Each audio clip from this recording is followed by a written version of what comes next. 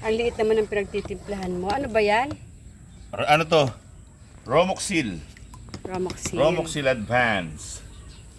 Hello everybody, good morning. Meron akong bagong pulet dito, pero hindi sa atin yan. Ibinabalang ni Tito yan. Sapagkat, kasi breeding season mo, nakita niya si Agent Orange. Lapitan natin. Napakagandang pulet.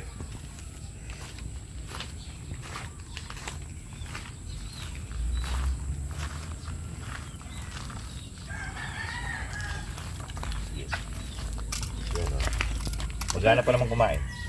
Kabait na Yan, naka-quarantine siya. The usual 10-day quarantine. Yan, ang gandang itsura. Apo yan ni Malagandang. Hindi siya sanay kumain sa loob ng ano.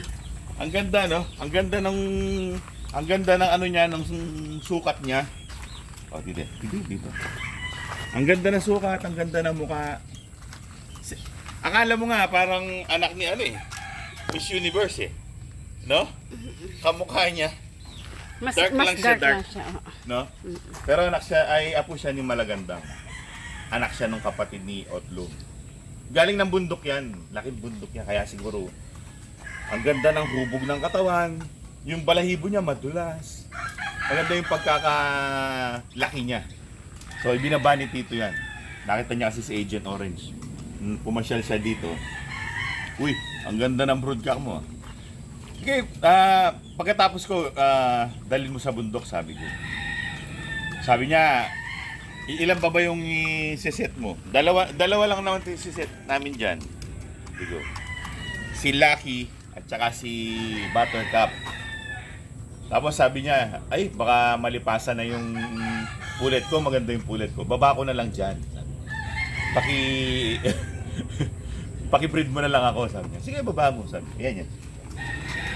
Ganda nito.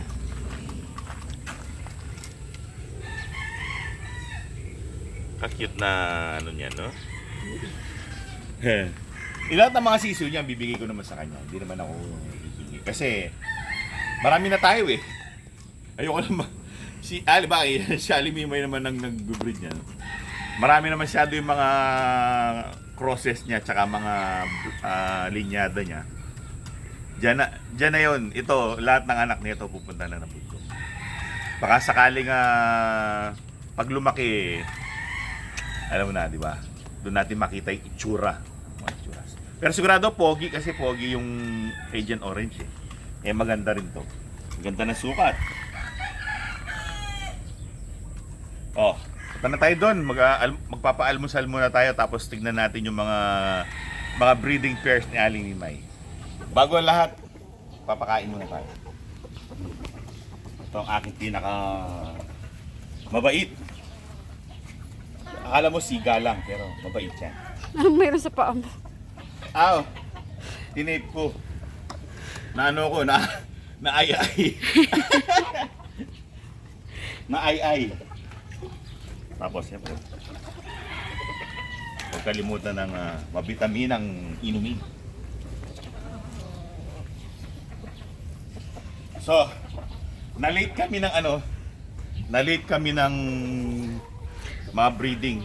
Sapagkat dahil sa mga inahin namin na naglugon, yung mga pulet hindi pa ready. Ngayon pa lang, ito yung mga breeding pairs. Sweater pair. Pero yan, si Aling Mimo yan nag-aasikaso niyan. Ito, lemon pear. Ito ang para sa akin pinaka-promising sa mga nakaset. Promising sila. Lemon pear. Tapos merong gray. Ang ganda ng LDT.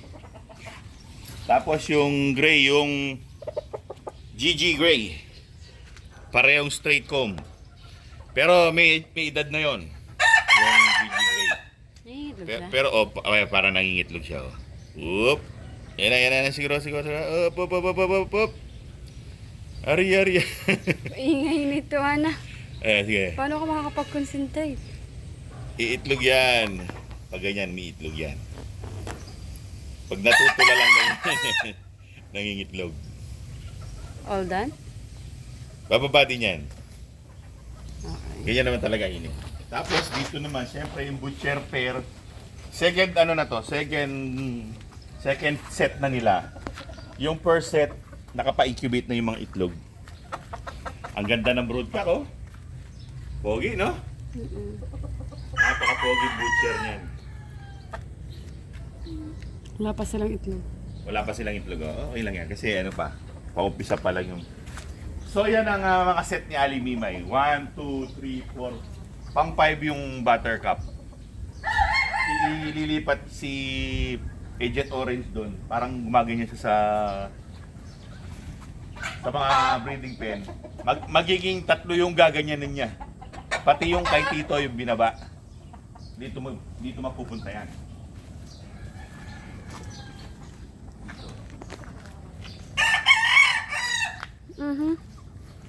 Sa gitna. Dito. Yan, sa gitna. Magiging 3 yung inaasikaso niya. Dito, tapos doon. Yan ang nakita ni Tito. Pero nakita niya dati yan, hindi pa ganyan ang balahibo. Natuyo na yung balahibo kasi. Mandun pa siya sa ano, cord. Tapos, ako naman, yung set ko, ito. Si Batman tsaka si Lady Blue. Inuupo ko lang. Kasi, inuupo ko na lang. Para mas convenient sa akin. Kasi, hindi sila magiging magkasundo eh.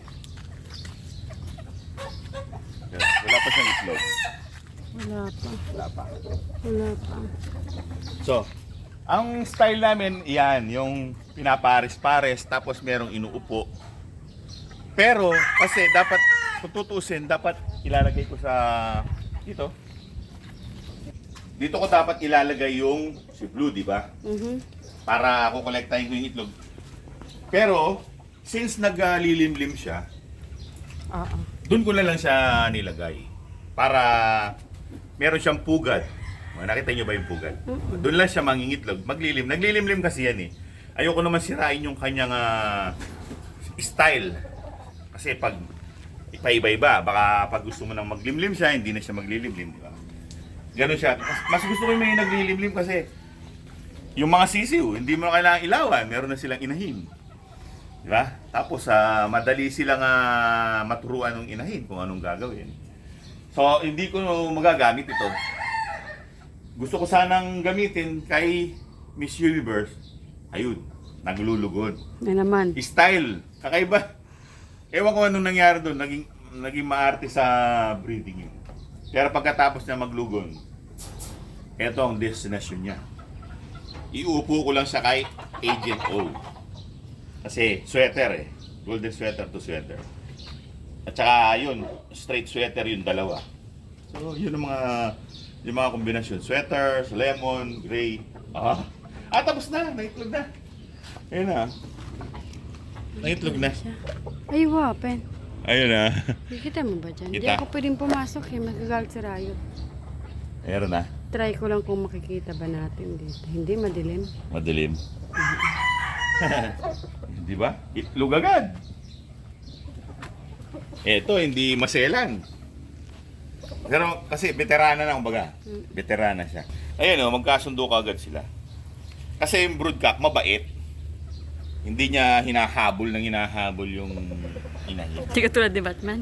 Si Batman, alam mo, walang tigil talaga. Hindi niya tinitigilan. Kaya napobya ngayon tuloy si Blue. Kaya hindi niya kasundo. Yung ginagawa ko, pinapaupo ko na lang. Ganun pala yung mga style ng mga pagpapares na. Oo, marami kasi mga troubleshooting dyan eh. May mga broodcock na sadyang mababait sa mga inahin. Katulad ng mga yan, mababait sila. Ang hindi mabait si Batman, si Macho Guapito, nangahabol din yan. Hindi niya tinitigilan yung inahin. Kaya kailangan ikaw na lang mag-a-adjust para sa kanila. So napaka-late ng breeding namin. National na. tapos late born. Dalawa kong tapos off-season, para mga ganun. Kasi duda ko mga off-season na to, marami. Marami silang magiging Marami anak. din naman kasing factor na delay tayo yung panahon. Ngayon lang ako na ganyan. Dati, ganda-ganda ng breeding. Dati marami na tayong Dami na, season napalabas. Sa panahon na to. Malalaki na siguro yung mga bulik niyan, yung mga season na bulik. Pero since wala pa kami, wala kami may picture sa inyo na mga maliliit na cute na mga bulik. Yung mga bulik medyo matagal pa yan, matagal pa. Ito ang mga magiging ano ko muna ngayon, mga sisiw ko. Yan, maganda yung inahin ko na yan. Matagal kong pinangarap na magkaroon yan. Bata pa ako. Nung nagkaroon na ng Pet Expo, yun, magkakataon. Nakabili na ako. Pero, ngayon pa lang siya iseset talaga. Dahil marami siyang dapat magiging partner na natsugi. Si Crocodile, tapos meron pang mga nauna sumunod kay Crocodile, mga natsugi lahat yun. Isa ang pinaka naging kandidato. Pero na-breed siya ni Tito, si Lady Blood sa bundok. Marami siyang anak doon. Naglimlim din siya. Yung mga anak niya, mga gray. Gray din, Papay Gray naman. Papay Gray sa blue. Magaganda daw yung mga anak niya. Pero, nasa bundok yung wala dito. Naipakita lang sa akin, picture lang. Pero nung tandang pa. Ngayon mga lalaki na, hindi ko pa sila nakikita. Gusto ko nga pumasyal dun Maulan lang. Maulan lang kasi madulas. Pero kapag maganda na yung araw, matagal ko nang gustong pumasyal. Kaso, laging bagyo, di ba? Pero pag bumuti na yung panahon, pupunta tayo doon. Tignan natin yung itsura ng lugar niya ulit. Pero meron na kami, yung mga nagwa-wonder kung anong itsura. Meron na kaming video noon na pumanik kami doon. Well, mga kaibigan, yan ang aming breeding method. Dapat meron kaming battery cage na nakalagay dyan, pero naglulugon. Tapos may mga pairing na sila na lang ang bahalang mangitlog. Kung maglilimlim man, maglilimlim. Pero yung mga unang itlog, tatanggalin namin, papa-incubate. Para marami yung mga potential na magiging sisiw. Tapos yung sa akin, ito. Yan. Isang pair lang sa akin. Lahat kay Aling Mimay na yun, set. Mga kababait tao, no? Ang dami niya, no? Well, mga kaibigan, maraming salamat sa inyong panonood. Hanggang sa susunod na episode. Paalam! Paalam!